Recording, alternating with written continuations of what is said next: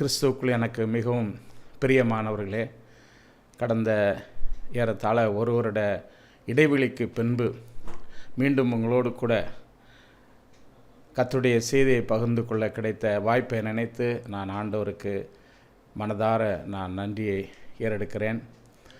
இந்த 2025 ஆண்டினுடைய கிறிஸ்து பிறப்பின் பண்டிகையின் வாழ்த்துக்களை உங்களுக்கு தெரிவிப்பதில் நான் மகிழ்ச்சி அடைகிறேன்.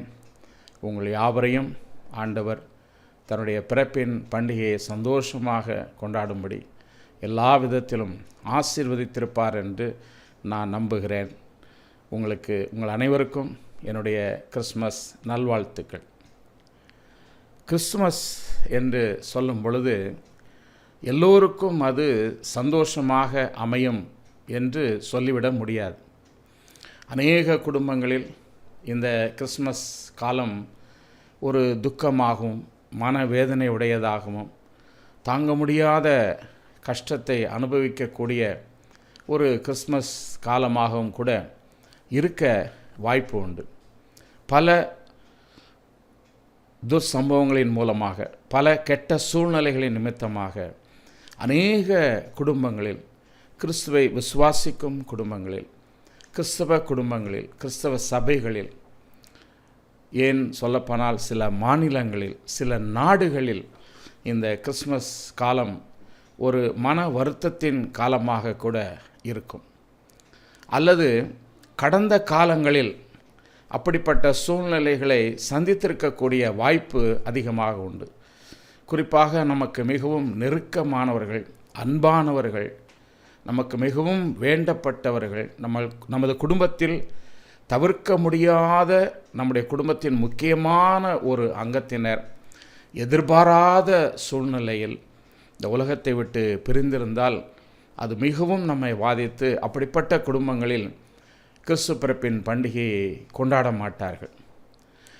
என்னுடைய வாழ்க்கையை நான் சற்று திரும்பி பார்க்கும் பொழுது கடந்த ஏறத்தாழ 42 வருடங்களுக்கு முன்பு ஒரு கிறிஸ்மஸ் காலம் என்னை அதிகமாக பாதித்த ஒரு கிறிஸ்மஸ் காலம்.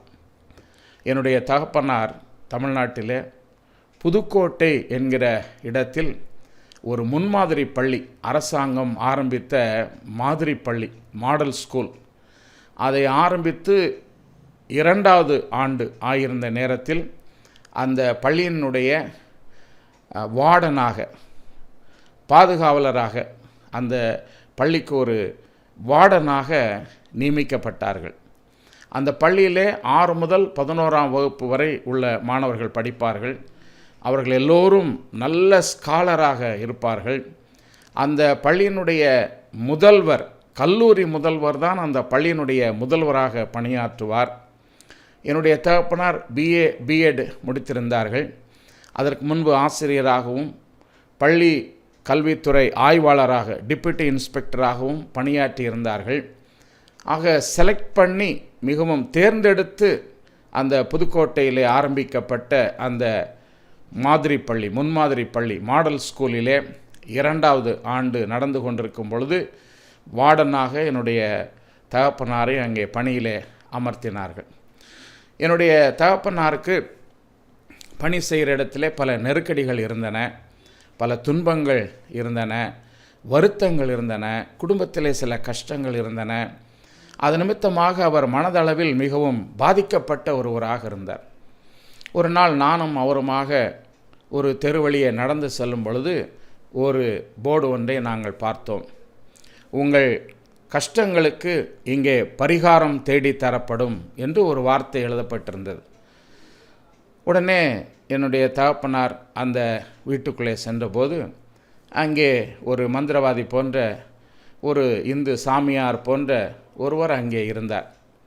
அவரிடத்தில் என்னுடைய தகப்பனார் தன்னுடைய கஷ்டங்களையெல்லாம் எடுத்து சொன்னபோது அவர் சில பரிகாரங்களை செய்ய வேண்டும் என்று சொல்லி என்னுடைய தகப்பனாரிடத்தில் ஒரு சில பரிகார பூஜைகள் செய்வதற்கான பணங்களை எல்லாம் பெற்றுக்கொண்டார்.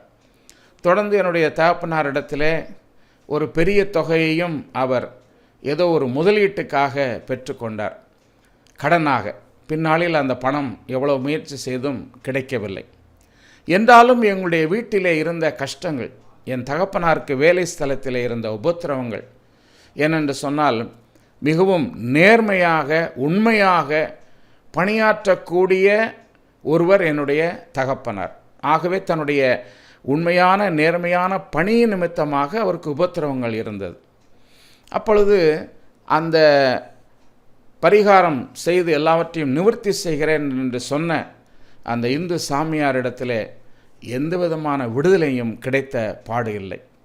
ஒரு சில நாட்களில் என்னுடைய தகப்பனார் அதை உணர ஆரம்பித்தார். என்னுடைய தகப்பனார் ஒரு கிறிஸ்தவ குடும்பத்தில் பிறந்தவர். என்னுடைய தகப்பனாருடைய தாயாரின் அப்பா, அம்மா தாத்தா ஞானமணி சுவிசேஷகர் என்று சொல்லி நாகர்கோவில் நகரிலே களியங்காடு சிஎஸ்ஐ திருச்சபையின் சுவிசேஷகராக, ஊழியராக, உபதேசகராக பணியாற்றியவர். ஆக ஒரு கிறிஸ்தவ பாரம்பரியம் உள்ள ஒரு குடும்பம். என்னுடைய தகப்பனாருடைய தகப்பனார், என்னுடைய தகப்பனாருக்கு 10 வயது இருக்கும் பொழுது மரித்து போனார். என்னுடைய பாட்டி, என்னுடைய அப்பாவினுடைய அம்மா இளம் விதவையானார்கள். அவர்கள் கஷ்டப்பட்டு தங்களுடைய சொத்துக்களை எல்லாம் விற்று தன்னுடைய 2 பிள்ளைகளையும் படிக்க வைத்தார்கள். என்னுடைய தகப்பனார் அந்த காலத்திலேயே பிஏ பிஎட் படித்திருந்தார். ஆக அந்த தாயார் பைபிள் உமனாக நாகர்கோவில் சிஎஸ்ஐ ஹோம் சர்ச்சிலே பணியாற்றினார்கள். ஆக கிறிஸ்தவ பாரம்பரியம் உள்ள ஒரு குடும்பத்தில் பிறந்த என்னுடைய தகப்பனார் தன்னுடைய கஷ்டத்தில் திக்குமுக்காடின நேரத்தில் அவர் நிவாரணம் தேடி ஒரு இடத்துக்கு சென்றார். செல்லக்கூடாத இடத்துக்கு சென்றார். தன்னுடைய பணங்களை இழந்தார். மனதின் சமாதானத்தை இழந்தார். அநேக கஷ்டத்துக்கு உட்பட்டார். கிறிஸ்மஸ் காலத்திற்கு 2 மாதங்களுக்கு முன்பதாகவே எனக்கும் என் தம்பிக்கும் நல்ல ஃபாரின் ஷர்ட் துணி எடுத்து தைத்து எங்களுக்கு வைத்து விட்டார். எனக்கும் என் தம்பிக்கும் வேண்டிய புத்தாடைகளை 2 மாதத்துக்கு முன்பதாகவே, அப்பொழுதெல்லாம் ஃபாரின் ட்ரெஸ் என்று சொன்னால் அது சில இடங்களில்தான் ரகசியமாக வைத்து விற்பனை செய்வார்கள். அதில் நல்ல அருமையான துணியை எடுத்து என்னுடைய தம்பிக்கும் எனக்கும் நல்ல கிறிஸ்மஸ் ட்ரெஸ் தைத்து வைத்து விட்டார்கள். ஆனால் அந்த கிறிஸ்மஸ் காலம் நெருங்கும் பொழுது எங்களுடைய வீட்டிலே மிகுந்த பண கஷ்டம் இருந்தது. ஆகவே என்னுடைய தாயாருக்கும் என்னுடைய தகப்பனாருக்கும் புத்தாடை இல்லை. அந்த புதுக்கோட்டை நகரத்திலே நாங்கள் இருக்கும்போது 2 சம்பவங்கள் மறக்க முடியாதது நடந்தது. ஒன்று, அந்த புதுக்கோட்டை நகரம் ஒரு மாவட்டத்தின் தலைநகராக்கப்பட்டது. புதிய மாவட்டமாக அது பிறந்தது. அடுத்தது, ஈவேரா பெரியார் என்று சொல்லுகின்ற அந்த பெரியவர் நாங்கள் அங்கே இருக்கும் பொழுது தான் மரித்து போனார். இவைகளும் என் ஞாபகத்தில் நன்றாக இருக்கின்றன. அடுத்தது முக்கியமான ஒரு காரியம், எங்களுடைய குடும்பம் ஆலயத்திற்கு எப்பொழுது சென்றாலும் முதல் மணி அடிப்பதற்கு 5 நிமிடங்களுக்கு முன்பு நாங்கள் ஆலயத்தில், நானும் என் தம்பியும் என் தாயும் என் தகப்பனும் ஆலயத்திலே இருப்போம். அதிகமாக யாருமே வந்திருக்க மாட்டார்கள். நாங்கள் 4 பேரும் அங்கே இருப்போம். எவ்வளவு தூரத்தில் ஆலயம் இருந்தாலும் நாங்கள் நடந்து சென்று அந்த ஆலய ஆராதனையிலே நாங்கள் கலந்து கொள்வோம். அங்கே ஒரு லுத்தரன் திருச்சபை இருந்தது. நாங்கள் சிஎஸ்ஐ திருச்சபையின் அங்கத்தினர்கள். ஆனால் அந்த ஊரிலே தமிழ் இவாஞ்சலிக்கல் லுத்தரன் சர்ச் என்று ஒரு சர்ச் இருந்தது. அந்த சர்ச்சுக்கு தான் நாங்கள், அந்த ஆலயத்துக்கு தான் நாங்கள் ஆராதனைக்கு போவோம். நானும் என் தம்பியும் அந்த டிஎல்சி பள்ளியில்தான் புதுக்கோட்டை நகரத்திலே நாங்கள் படித்தோம். ஒரு அருமையான ஒரு நல்ல பள்ளிக்கூடம், மறக்க முடியாது. அந்த ஆலயத்திற்கு சென்று நாங்கள் அமர்ந்திருக்கும் பொழுது என் மனம் மிகவும் வேதனைப்பட்டது. என் தாயும் தகப்பனும் ஒரு புத்தாடை கூட உடுத்த முடியாத நிலையில் தன்னுடைய பணங்களை இழந்து மனக்கஷ்டத்தோடு கூட கடந்த நாட்களை கழித்து இந்த இடத்தில் இப்படி வந்து உட்கார்ந்திருக்கிறார்களே என்று என்னுடைய உள்ளம் அதிகமாக வாதித்தது. அதே நேரத்தில் அந்த வருஷம் இந்த சம்பவங்கள் நடந்த அந்த சூழ்நிலையில் என்னுடைய தகப்பனார் சுதாரித்து கொண்டு என்ன செய்ய ஆரம்பித்தார் என்று சொன்னால், சுயாதீனமாக ஊழியம் செய்யக்கூடிய 2 ஊழியர்களை சந்தித்தார். ஒருவர் கன்னியாகுமரி மாவட்டத்திலிருந்து அந்த புதுக்கோட்டை நகரத்துக்கு வந்து ஒரு வீட்டிலே ஆராதனை நடத்தி சபையை நடத்தி ஊழியம் செய்த ஒரு எளிய ஏழ்மையான ஒரு ஊழியர். அந்த அருமையான ஊழியரிடத்திலே ஐக்கியம் கொண்டு எங்களையெல்லாம் அழைத்து சென்று அங்கே நடக்கக்கூடிய கூட்டங்களிலே நாங்கள் கலந்து கொள்வோம். மற்றும் ஒரு ஊழியர், சுதேச ஊழியர், அவர் புதுக்கோட்டை ரயில்வே நிலையம் பக்கம் அவருடைய வீடு. அவரிடத்திலே சென்று ஒரு ஐக்கியத்தை உருவாக்கியதன் மூலமாக அவரும் எங்களுடைய வீட்டிற்கு அடிக்கடி வந்து எங்களை பார்த்து எங்களுக்கு வேண்டிய உபதேசங்களை கொடுத்து ஜெபித்து சொல்லுவார். ஆனால் இந்த புதுக்கோட்டை டிஎல்சி ஆலயத்திற்கு நாங்கள் அரை மணி நேரத்திற்கு முன்பதாக போனாலும் கூட அங்கு உள்ள போதகர்களோ மூப்பர்களோ யாருமே எங்களை கண்டுகொள்ளவே இல்லை. அடுத்து ஒரு முக்கியமான காரியம், அந்த மந்திரவாதி, அந்த இந்து சாமியாரை என்னுடைய தகப்பனார் அந்த சுயாதீன ஊழியம் செய்யக்கூடிய கன்னியாகுமரி மாவட்டத்தில் இருந்து அந்த புதுக்கோட்டை நகரத்திலே ஒரு வீட்டிலே கூட்டம் நடத்தி ஊழியம் செய்து கொண்டிருந்த அந்த கூட்டத்திற்கு அவரை கொண்டு வந்து அமர வைத்து விட்டார். பாருங்கள், ஆண்டவராகிய தேவன் எத்தனை அருமையான காரியங்களை எல்லாம் செய்கிறார். என் தகப்பன் தனக்கு தன்னுடைய பாரங்களை கொட்டி தீர்க்க முடியாத ஒரு சூழ்நிலையில் ஒரு தவறான இடத்திற்கு போனாலும் கூட அந்த சாமியாரை சரியான பாதைக்கு இழுத்து வரும் ஒரு காரியத்தை அவர் செய்தார். வருத்தத்துக்குரிய ஒரு காரியம் என்ன என்று சொன்னால், சபையிலே அந்த டிஎல்சி லுத்தரன் ஆலயத்திற்கு நாங்கள் ஒழுங்காக செல்லுவோம். ஒரு நாள் கூட அந்த போதகர் எங்களுடைய வீட்டிற்கு வந்ததோ, ஜெபித்ததோ, எங்களுக்கு ஆலோசனைகளை சொன்னதோ, எங்கள் கஷ்டங்கள் ஏதாவது இருந்தால் அதை கேட்டு அறிந்ததோ கிடையவே கிடையாது. அந்த ஆலயம் முடிந்த பிறகு கூட, நீங்கள் புதிய அங்கத்தினர்களாக இருக்கிறீர்களே, எங்கள் சபைக்கு ஒழுங்காக வருகிறீர்களே, நீங்கள் யார் என்றெல்லாம் அவர் கேட்டதே கிடையாது. எத்தனை ஒரு பரிதாபமான ஒரு காரியம். கிறிஸ்துவுக்குள் அன்பானவர்களே, இப்படி அந்த கிறிஸ்மஸ் காலம் என்னால் மறக்க முடியாத முதலாவது ஒரு வேதனைக்குரிய ஒரு கிறிஸ்மஸ் காலமாக இருந்தாலும் கூட அதிலே சில பாடங்களை கற்றுக்கொள்ளக்கூடிய வாய்ப்பு, அந்த ஒரு திருப்பு முனை அந்த வயதிலே எனக்கு கிடைத்தது. ஏறத்தாழ 14 வயது, 1974-75 ஆண்டுகளில் நடந்த சம்பவம். எங்கள் முழு குடும்பமும் அதன் பின்பு கிறிஸ்துவுக்குள் அதிகமாக நெருங்க ஆரம்பித்து, என் வாழ்க்கையிலும் படிப்படியாக இயேசு கிறிஸ்துவை அதிகமாக அறிந்து அவருடைய சமூகத்துக்கு நேராக செல்லக்கூடிய ஒரு நல்ல காலமாக. ஒருவேளை என் தாய் தகப்பனுக்கு புதிய ஆடை கிடைக்கவில்லை, எங்கள் வீட்டில் ஒரு நல்ல உலகப்பிரகாரமான சந்தோஷம் எங்களுக்கு இல்லை, பணம் தேவையில்லாமல் விரயமாகி போயிற்று. ஆனால் அந்த கிறிஸ்மஸ் எங்கள் வாழ்க்கையில் ஒரு பெரிய திருப்பு முனையாக இருந்தது. நானும் என் தகப்பனாரும் கடைசியாக மனிதருள் மாணிக்கம் என்கின்ற சினிமா படத்தை தியேட்டருக்கு சென்று நாங்கள் பார்த்தோம். நாங்கள் குடும்பமாக படக்காட்சிகளை எல்லாம் பார்க்கிற பழக்கம் உண்டு. கடைசியாக என்னுடைய தகப்பனார் நானும் சேர்ந்து போய் பார்த்தது மனிதருள் மாணிக்கம் என்கின்ற ஒரு திரைப்படம். அந்த திரைப்படத்தின் கதாநாயகன் ஏவிஎம் ராஜன் என்கிற நடிகர். பின்னாளில் அந்த ஏவிஎம் ராஜன் என்கிற முருக பக்த நடிகர் இயேசு கிறிஸ்துவுக்காக தன்னை ஒப்பு கொடுத்து இயேசு கிறிஸ்துவின் ஒரு பெரிய ஊழியராக அவர் ஆனார். அன்பானவர்களே, இந்த நாளிலே நான் மிக முக்கியமாக சொல்ல வருகிற காரியங்களில் முதலாவது என்ன என்று சொன்னால், இந்த கிறிஸ்மஸ் காலத்தில் நாம் முன்கூட்டியே சில இடங்களில் சில மாதங்களுக்கு முன்பதாகவே, அக்டோபர் மாதம் அல்லது நவம்பர் மாதங்களிலேயே கண்டிப்பாக வீடுகளை நாம் அலங்காரம் செய்ய ஆரம்பித்து விடுகிறோம். வீடுகளை நாம் பல விதங்களில் அலங்காரம் செய்தாலும் கூட அதில் மிகவும் முக்கியத்துவம் வாய்ந்ததாக அலங்காரத்தில் இடம்பெறுவது என்ன என்று சொன்னால் நட்சத்திரம். முக்கியமாக இடம்பெறுவது நட்சத்திரம். அந்த நட்சத்திரம் அலங்காரத்திலே பெரும் பங்கு வகிக்கின்றது. அந்த நட்சத்திரத்தை பார்த்தாலே நட்சத்திரம் அலங்காரத்தில் இடம்பெற்றாலே இது கிறிஸ்தவர்களுடைய வீடு, இவர்கள் கிறிஸ்மஸ் பண்டிகையை கொண்டாடுகிறார்கள் என்று அனைவரும் தெரிந்து கொள்வார்கள்.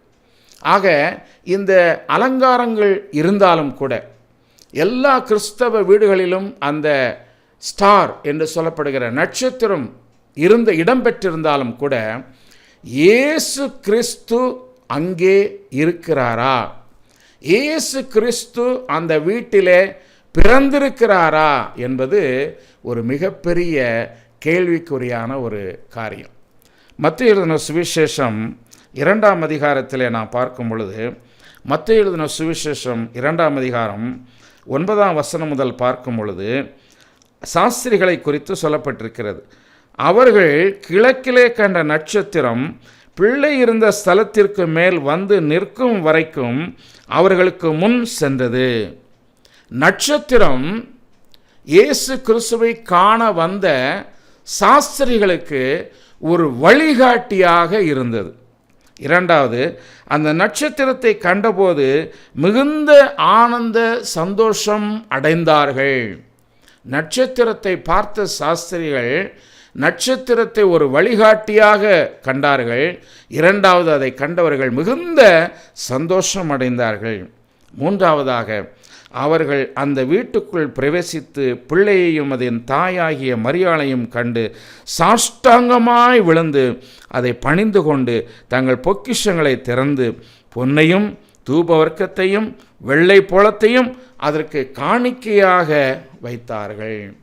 கிறிஸ்துவுக்குள் அன்பானவர்களே, இந்த அருமையான இடத்திலே சொல்லப்பட்டிருக்கிற காரியம் என்ன என்று சொன்னால், அந்த நட்சத்திரம் இயேசு கிறிஸ்து இருக்கும் இடத்தை காண்பிக்கும் ஒரு வழிகாட்டி. அந்த நட்சத்திரத்தை கண்டவர்கள் சந்தோஷம் அடைந்தார்கள்.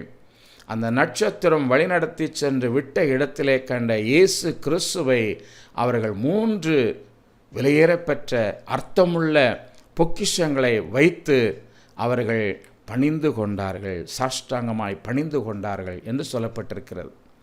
இந்த நாட்களிலே கிறிஸ்து பிறப்பின் பண்டிகையை கொண்டாடும் பொழுது அதிக முக்கியத்துவத்தை பெற்றிருக்கின்ற இந்த நட்சத்திரம் இன்றைக்கும் காணப்படுகிறது. அந்த நட்சத்திரம் யார்? இயேசு கிறிஸ்துவுக்காக இந்த உலகத்தில் பணி செய்யக்கூடியவர்கள் நட்சத்திரங்கள். இயேசு கிறிஸ்துவுக்காக குறிப்பாக நான் சொல்ல விரும்புவது, நாங்கள் அந்த புதுக்கோட்டை நகரத்திலே அந்த திருச்சபைக்கு நாங்கள் சென்றோம், ஒழுங்காக நாங்கள் சென்றோம். அந்த திருச்சபையின் போதகர்கள், ஊழியர்கள் எங்களை கண்டுகொள்ளவே இல்லை. ஆகவே நாங்கள் கிறிஸ்தவ குடும்பமாக இருந்தாலும் கூட அந்த கிறிஸ்மஸ் நாளிலே கிறிஸ்துமஸ் பிறப்பின் அந்த பண்டிகையை சந்தோஷமாய் கொண்டாட முடியாத ஒரு சூழ்நிலையில் வழிதப்பி போன ஆடுகளைப் போல நாங்கள் காணப்பட்டோம். இன்றைக்கு சபையிலே வரக்கூடிய மக்கள் யார்? அந்த குடும்பங்களிலே என்ன கஷ்டங்கள் இருக்கின்றன? அந்த குடும்பங்களில் என்ன பிரச்சனைகள் இருக்கின்றன? அந்த குடும்பங்களை சென்று சந்தித்து அவர்களோடு உரையாடி அவர்களுக்காக ஜெபித்து அவர்களை கடவுளுடைய பாதையிலே, கிறிஸ்துவின் பாதையிலே எத்தனை ஊழியர்கள் அழைத்து செல்கிறார்கள். நான் இந்த உலகத்திலே என்னுடைய 19-20 வயதிலே ஆண்டவருடைய ஊழியத்திற்கு வருவதற்கு காரணம் ஒரு போதகர். அவர் ஒரு நட்சத்திரமாக எங்கள் வீட்டிற்கு இருந்தார். எப்படி என்று சொன்னால், நாங்கள் நாகர்கோவில் நகரத்திலே என்ஜிஓ காலனி என்கிற இடத்திலே நாங்கள் குடியிருந்தோம், என்னுடைய தகப்பனாருடைய வேலை நிமித்தமாக. அப்படி குடியிருக்கும் பொழுது எங்களுடைய பக்கத்திலே இருளப்பபுரம் என்கிற சிஎஸ்ஐ திருச்சபை இருந்தது. அந்த சபைக்கு நாங்கள் ஒழுங்காக செல்லுவோம். அப்பொழுது அந்த சபையிலே ரெவரண்ட் டி சுந்தர்ராஜ் என்கின்ற போதகர் பணியாற்றி கொண்டிருந்தார். அந்த போதகர் எங்களுடைய வீட்டு சந்திப்புக்காக வந்து, அப்பொழுது என்னுடைய தகப்பனார் இல்லை, என்னுடைய தாயாரும் நானும் என் தம்பியும் இருந்தோம். என் தாயார் என்னை குறித்து பாரத்தோடு அவரிடத்தில் சில காரியங்களை பகிர்ந்து கொண்டார்கள். என் மகனுக்கு வேத வாசிப்புக்கு ஆலய ஆராதனையின் போது வாய்ப்பு கொடுங்கள் என்று சொன்னார்கள். என் மகனை கடவுளுக்குள்ளே வழிநடத்துங்கள் என்று அவர்கள் கோரிக்கை வைத்தார்கள். அந்த அருமையான போதகர் என் தாயாரின் கோரிக்கைகளை எல்லாம் நிறைவேற்றி என்னை ஆண்டவருக்குள்ளே வளர்த்து ஊழியத்துக்காக அவர் ஒரு நல்ல பிரசங்கியார். பல சபைகளுக்கு அவர் விசேஷ பிரசங்கத்துக்காக போகும் பொழுது 5 நிமிடம் முதலாவது எனக்கு வாய்ப்பை வாங்கி கொடுத்து, கடைசியில் நான் கல்லூரியிலே படிக்கின்ற முதல் வருட இறுதியிலே என் கல்லூரிக்கு வந்து ஒரு சபையின் ஊழியரான அப்பாயின்மெண்ட் ஆர்டரை லே வாலண்டியராக மேலகிருஷ்ணபோது சிஎஸ்ஐ சபையிலே பணியாற்றுவதற்கு 1981 முதல் 84 வரை பணியாற்றுவதற்கான அந்த அப்பாயின்மெண்ட் ஆர்டரையும் கையிலே கொடுத்து விட்டு சென்றார். படிப்படியாக நான் வளர்ந்து மிஷனரியாகி கடந்த 45 ஆண்டுகளாக ஆண்டவருக்காக எழும்பி பிரகாசிக்க தேவன் கிருபை செய்திருக்கிறார். ஒரு போதகர் எங்கள் வீட்டுக்கு ஒரு நட்சத்திரமாக வந்தார். அவர் என்னை கிறிஸ்துக்குள்ளே வழிநடத்தினார். என் வாழ்க்கையிலே இயேசு கிறிஸ்து பிறந்தார். நான் அவரை தெய்வமாக, ராஜாவாக, ஆசாரியனாக, அந்த அருமையான சாஸ்திரிகள் படைத்த அந்த காணிக்கைகளின் அந்த அர்த்தத்தோடு நான் என்னுடைய வாழ்க்கையிலே அவரை ஏற்றுக்கொண்டேன். கிறிஸ்துவுக்குள் அன்பான ஊழியர்களே, போதகர்களே, உங்கள் சபையிலே எத்தனை மக்கள் தங்கள் பாடுகளிலே, தங்கள் துன்பங்களிலே, தங்கள் கஷ்டங்களிலே, தங்கள் இழப்புகளிலே தங்களுக்கு ஒரு சமாதானம் கூற, ஆறுதல் கூற, தங்களை சந்திக்க, தங்களுக்காக ஜெபிக்க, தங்களை இயேசு கிறிஸ்துவுக்கு நேராக வழிநடத்த, கிறிஸ்து அவருடைய வாழ்க்கையிலே பிறப்பதற்கான ஒரு வழியை காட்ட முடியாத ஒரு சூழ்நிலையிலே தவித்து கொண்டிருக்கிறார்கள். அன்பானவர்களே, இந்த நாளிலே அந்த அருமையான நட்சத்திரமாக இன்றைக்கு இயேசு கிறிஸ்துவின் ஊழியர்கள், இயேசு கிறிஸ்துவின் பிள்ளைகள் காணப்படுகிறார்கள். நாம் விசுவாசிகளாகவும் இருக்கலாம். நாம் மற்றவர்களுக்கு இயேசு கிறிஸ்துவை காண்பிக்கும் பொழுது அவர்கள் தெய்வமாகவும், ஆசாரியனாகவும், ராஜாவாகவும் அவர்கள் ஏற்றுக்கொள்வதற்கு நாம் காரணமான நட்சத்திரமாக இருந்து நம்முடைய வீட்டின் அலங்காரத்தில் அந்த நட்சத்திரத்தை வைத்திருப்போமே, ஆனால் அதுதான் ஒரு உண்மையான ஒரு கிறிஸ்மஸ் என்பதில் எந்த சந்தேகமும் கிடையாது. என் வாழ்க்கையிலே நான் மிகவும் ஒரு பாதிக்கப்பட்ட ஒரு கிறிஸ்மஸாக அந்த புதுக்கோட்டை நகரத்திலே நாங்கள் இருந்த பொழுது நடந்த சம்பவத்தை எடுத்துக்கொண்டாலும் அது எங்களுடைய வாழ்க்கையிலே ஒரு பெரிய திருப்புமுனை நிறைந்த ஒரு கிறிஸ்மஸாக இருந்தது. அடுத்து என் வாழ்க்கையிலே மிகவும் சந்தோஷமான ஒரு கிறிஸ்மஸ் என்று என்ன என்று சொன்னால் 1984, 1985 ஆகிய 2 கிறிஸ்மஸ், அந்த 2 கிறிஸ்மஸையும் வட இந்தியாவிலே மத்திய பிரதேச, உத்தரப்பிரதேச மாநிலங்களின் எல்கை ஓர பகுதியிலே இருந்த பசாய் என்கிற கிராமத்தில் புறஜாதிகளோடு கூட சேர்ந்து அவர்களை அழைத்து ஒரு சிறிய ஆராதனை வைத்து அதை கொண்டாடினோம். அங்கே இயேசு கிறிஸ்து மகிமைப்பட்டார். அங்குள்ள மக்களுக்கு இயேசு கிறிஸ்துவை காண்பித்தோம். அந்த இயேசு கிறிஸ்து பிரதான ஆசாரியர், ராஜா, அவரே ஒன்றான மெய் தேவன் என்பதை காண்பித்தோம். அது ஒரு மிகவும் மறக்க முடியாத ஒரு சந்தோஷமான ஒரு கிறிஸ்மஸ். இந்த நாளிலே சென்னை பேராயராக தற்பொழுது பதவியேற்றிருக்கிற பேராயர் ஒரு செய்தியை வெளியிட்டதை நான் கவனித்தேன். அவர் சொல்லுகிறார், என் வாழ்க்கையில் நான் புதிய ஆடைகளை எடுப்பதே கிடையாது. கிறிஸ்மஸ் காலத்திலே புதிய ஆடைகள் கண்டிப்பாக உடுத்த வேண்டும் என்பது என்ன அவசியம் என்று அவர் கேட்கின்றார். மற்றொரு பேராயர் திருச்சி தஞ்சையிலே புதியதாக தேர்ந்தெடுக்கப்பட்ட பேராயர், எனக்கு ஷால்வு போடாதீர்கள், எனக்கு தேவையற்ற கனங்களை செய்யாதீர்கள், அதற்கு பதிலாக ஏழை பிள்ளைகள் தங்கி படிக்கிற அந்த இல்லங்களுக்கு வேண்டிய காசோலைகளை கொடுங்கள்.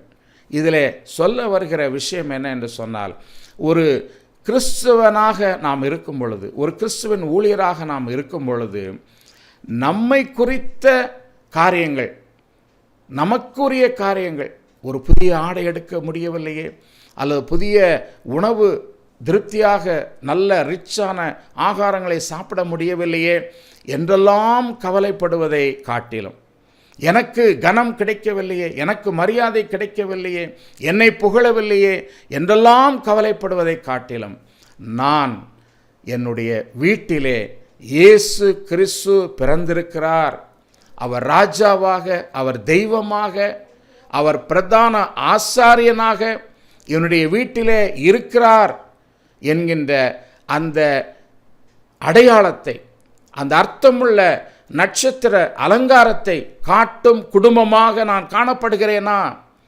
என்பதை நாம் யோசித்து பார்த்து அந்த அர்த்தமுள்ள கிறிஸ்மஸை இந்த வருஷத்தில் நாம் கொண்டாடுவோமானால் உண்மையாகவே தேவ நாமம் மகிமைப்படும். நம்முடைய வீட்டிலே இருக்கக்கூடிய பாவங்கள், நம்முடைய வீட்டில் இருக்கக்கூடிய சாபங்கள், நம்முடைய வீட்டில் இருக்கக்கூடிய பகைகள், நம்முடைய வீட்டில் இருக்கக்கூடிய அந்தகாரங்கள், நம்முடைய வீட்டில் இருக்கக்கூடிய அந்நிய விசுவாசங்கள், வணங்க தகாத காரியங்களை வணங்கி அடிமைப்படக்கூடாத காரியங்களுக்கு அடிமைப்பட்டு நாம் இந்த அலங்காரங்களோடு அந்த நட்சத்திரத்தையும் வைத்திருப்போமேயானால் நிச்சயமாக நம்முடைய வீட்டிலே இயேசு கிறிஸ்து இல்லை, அங்கே இல்லை என்பதை நாம் புரிந்து கொண்டு இயேசு கிறிஸ்து நம்மோடு கூட இருக்கும் ஒரு கிறிஸ்மஸை கொண்டாட தேவன் நமக்கு கிருபை செய்வாராக. ஆமேன். நாம் கண்களை மூடி ஜெபிப்போமா? அன்புள்ள எங்கள் நல்ல ஆண்டவரே, இந்த அருமையான நாளிலே கிறிஸ்து பிறப்பின் பண்டிகையை நாங்கள் கொண்டாட நீர் கிருபை செய்திருப்பதற்காக உமக்கு நாங்கள் நன்றி செலுத்துகிறோம். சாஸ்திரிகளை வழிநடத்தி சென்ற அந்த அருமையான நட்சத்திரம் அவர்களுக்கு ஒரு வழிகாட்டியாக, அவர்களுக்கு ஒரு சந்தோஷத்தை கொடுக்கும் ஒரு அருமையான நட்சத்திரமாக, அவர்களை செம்மையான இடத்திலே கொண்டு போய் சேர்த்து ராஜாவாக, ஆசாரியனாக, தெய்வமாக அந்த அருமையான இயேசு கிறிஸ்துவை விலையுயர்ந்த அந்த அர்த்தமுள்ள காணிக்கைகளை படைத்து தொழுது கொள்ளும் ஒரு காரியமாக அமைந்தது போல எங்கள் வாழ்க்கையிலே நாங்கள் எங்கள் வீட்டில் நட்சத்திரத்தை அலங்கரித்து வைத்திருக்கும் பொழுது, கிறிஸ்மஸ் அலங்காரங்களின் மத்தியில் நட்சத்திரத்துக்கு பிரதான இடத்தை நாங்கள் கொடுத்திருக்கும் பொழுது, நாங்களும் எங்கள் வீட்டாரும் எங்கள் குடும்பமும் எங்கள் திருச்சபையும் இயேசு கிறிஸ்துவை கண்ட, இயேசு கிறிஸ்துவை வைத்திருக்கக்கூடிய, இயேசு கிறிஸ்துவை ராஜாவாக, ஆசாரியனாக, தெய்வமாக இந்த உலகுக்கு தெரிவிக்கக்கூடிய, அறிவிக்கக்கூடிய, அறிமுகப்படுத்தக்கூடிய கிறிஸ்மஸை கொண்டாடி கிறிஸ்தவர்களாய் ஜீவிக்க நீர் எங்களுக்கு உதவி செய்யும்படி இயேசு கிறிஸ்துவின் பரிசுத்தமுள்ள நாமத்திலே மிகுந்த மனத்தாழ்மையோடும் விசுவாசத்தோடும் எங்கள் ஜெபத்தை ஏறெடுக்கிறோம். ஜெபம் கேளும் எங்கள் ஜீவன நல்ல பிதாவே. ஆமேன். ஆமேன்.